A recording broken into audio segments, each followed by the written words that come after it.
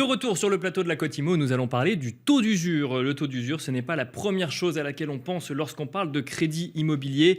Il ne faut néanmoins pas le sous-estimer ni sous-estimer son importance puisque ce taux d'usure peut décider si oui ou non un crédit immobilier passe.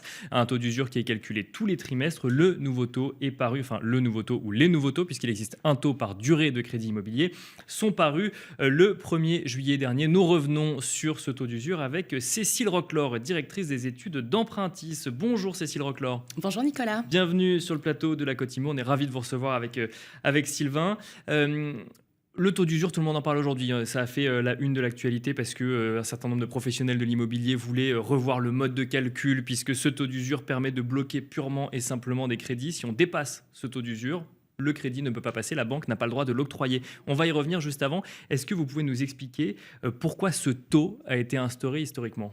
Alors, ça remonte à très loin, parce que les premiers taux d'usure, on les trouve en Mésopotamie. D'accord. Ouais. Mais pour le coup, en France, on est dans le cadre du Code, du code de la consommation et du Code monétaire et financier. Le but du jeu, c'était de protéger les emprunteurs de taux jugés abusifs pratiqués par les banques. Donc, D'accord. on est vraiment dans un système de protection du consommateur. On va lui éviter d'emprunter à trop cher et de subir la décision de la banque de façon unilatérale.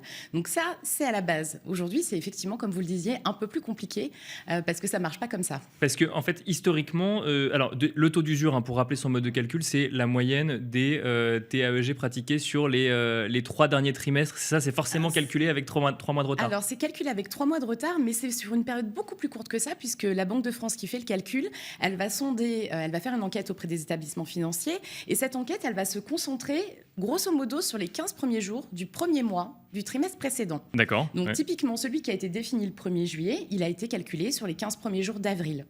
Et il est publié au journal officiel. Et donc, effectivement, il vient empêcher les banques de pratiquer des taux jugés abusifs. Alors, il faut faire attention parce que souvent, on pense qu'il est à comparer avec le taux du crédit. Pas du tout. Il est à comparer avec le taux global de votre financement, c'est-à-dire qu'on va mettre dedans le taux du crédit, le taux de l'assurance emprunteur dont vous parliez, Bien sûr. et puis tous les frais annexes, les frais de garantie, les frais de dossier, voire les frais de courtage si vous passez par un courtier.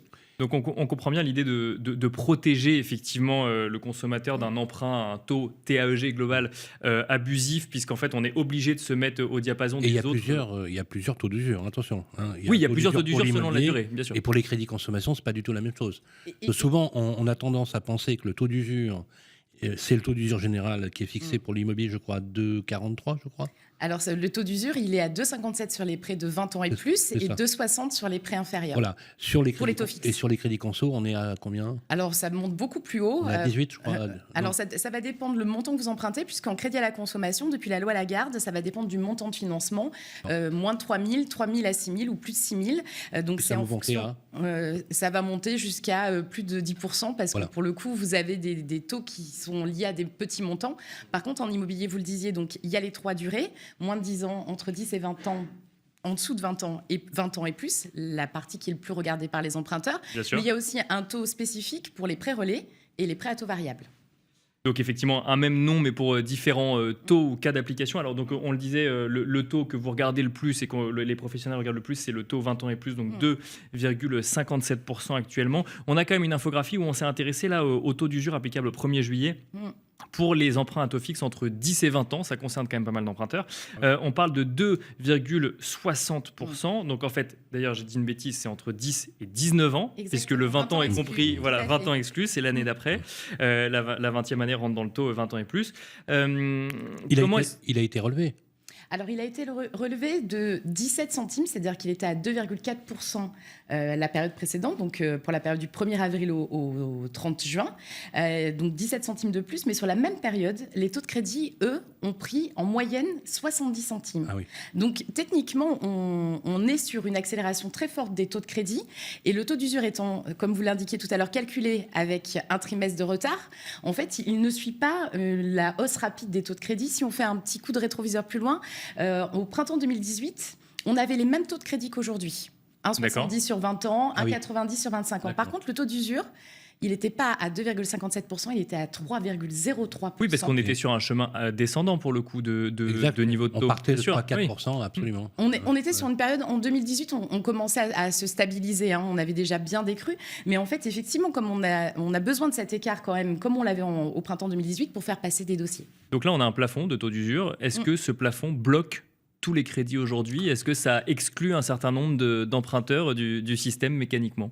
Alors, heureusement, ça ne bloque pas tous les crédits, parce que sinon, ça serait quand même devenu très compliqué pour les ménages qui ont besoin de se loger. Puis quand on voit les contraintes pour être en location et le parc disponible, heureusement, les gens qui veulent acheter peuvent encore acheter. Mais effectivement, ça va avoir des effets beaucoup plus pervers qu'auparavant, parce que ça ne va pas toucher qu'une toute petite catégorie. Avant, on disait souvent, le taux d'usure, le vrai problème, c'est le taux de l'assurance emprunteur, parce que dès que vous avez un problème de santé, ce taux est très élevé et du coup, ça vient rogner une partie de votre taux, votre TAEG. Aujourd'hui, on voit bien que le problème, il est beaucoup plus large que ça, malgré ce qui peut être entendu. On va avoir effectivement des ménages modestes qui vont se voir appliquer des taux moins favorables parce que leur dossier est risqué. Je vous disais 1,70 sur 20 ans en taux moyen, mais on a aujourd'hui certaines banques qui pratiquent des taux supérieurs à 2%. Ça veut dire qu'il nous reste même pas 60 centimes pour faire passer une assurance et des frais. Et puis l'OAT étant aux alentours de 2%, on sait que globalement, ça va remonter à 2% à un moment ou à un autre. Vous avez tout à fait raison. Aujourd'hui, les banques, elles tiennent leur taux parce qu'en fait, elles ont besoin de continuer à conquérir de nouveaux clients et c'est le crédit immobilier qui fait le job. Malheureusement, avec l'OAT qui flambe, alors on est sur une petite accalmie là. Ça fait 15 jours que ça va un peu moins vite, mais les banques n'ont pas répercuté la totalité de la hausse de l'argent, du coût de l'argent pour elles, et elles sont obligées de se maintenir pour pouvoir arriver à continuer à passer des dossiers. Donc, dès qu'il va y avoir un petit peu de relâchement, et c'est ce qu'on a vécu début juillet, un petit peu de gain sur le taux d'usure, les banques, elles appliquent à nouveau une hausse pour continuer à faire progresser les taux de crédit et à continuer à marger. Donc effectivement, on est sur une course non-stop derrière le taux d'usure et ça impacte les ménages modestes donc, qui ont des taux de crédit un peu plus élevés, mais ça va aussi impacter des gens qui ne rentrent pas dans le questionnaire, l'absence de questionnaire médical. Vous l'évoquiez sur la loi Lemoine, eux peuvent être aussi touchés si vous avez des comportements à risque, fumeurs, pratiques d'activités sportives ou métiers à risque. Et puis les ménages type primo-accédants qui sont vus en général un peu plus à risque s'ils n'ont pas beaucoup d'apports. Alors, il y a quelque chose que j'ai du mal à comprendre, c'est ce taux d'usure est-il un frein au développement du crédit immobilier parce qu'il exclut un certain nombre d'emprunteurs mécaniquement, ou est-ce qu'au contraire, c'est une protection à une hausse trop forte des taux pratiqués par les banques dans un contexte comme celui-là ?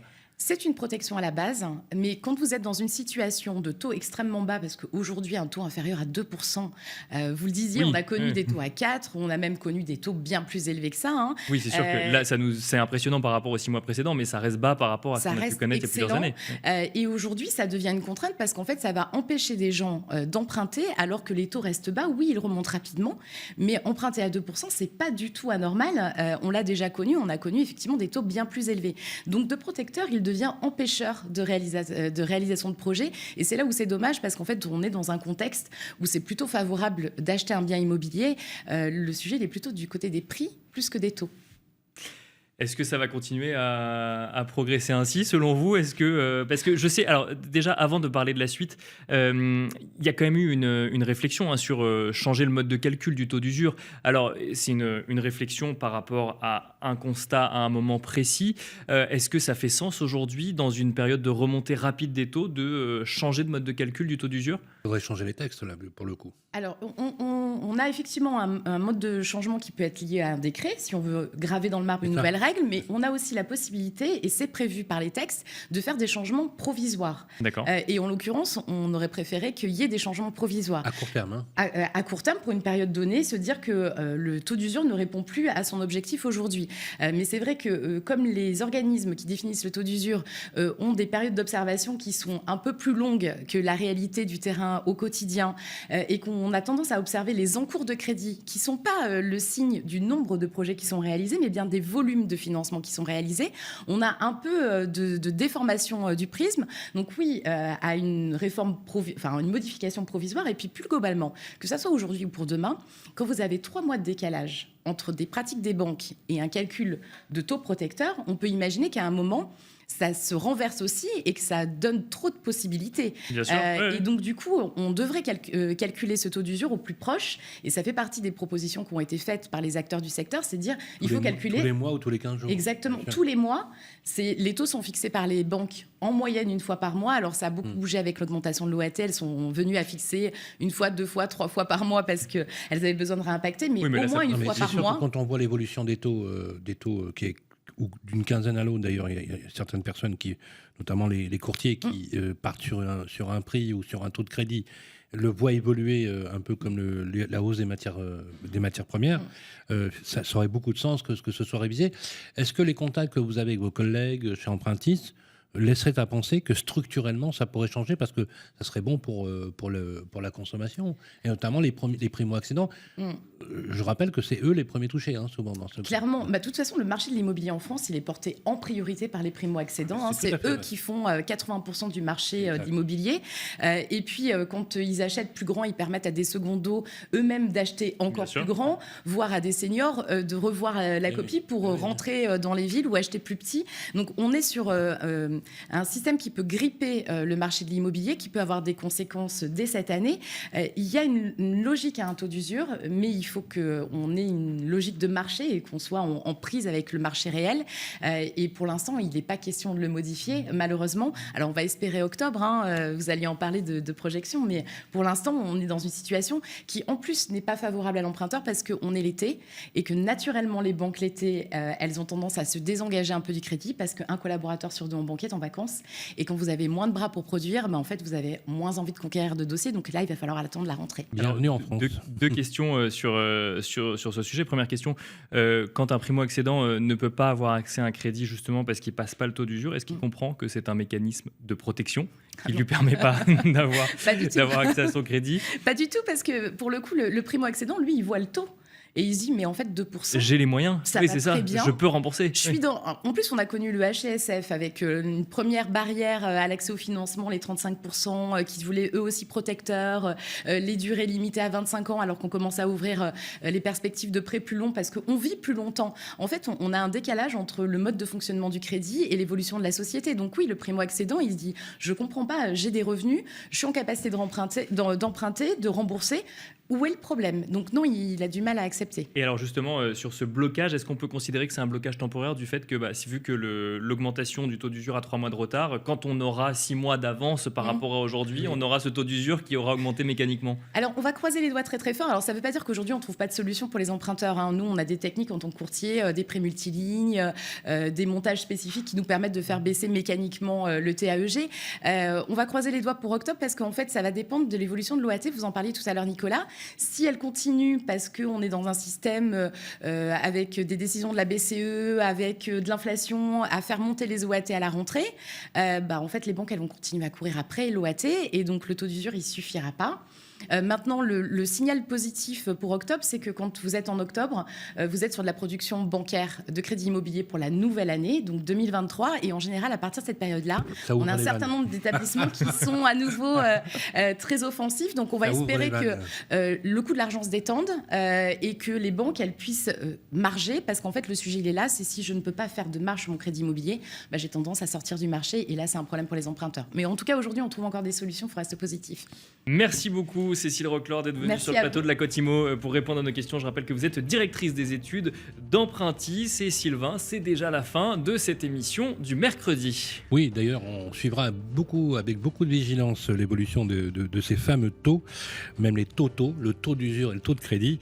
Merci en tout cas d'avoir participé à cette émission. La Côte Immo, c'est terminé. Rappelez-vous, toujours 12h, 12h30 sur Bismart et sur Radio Immo.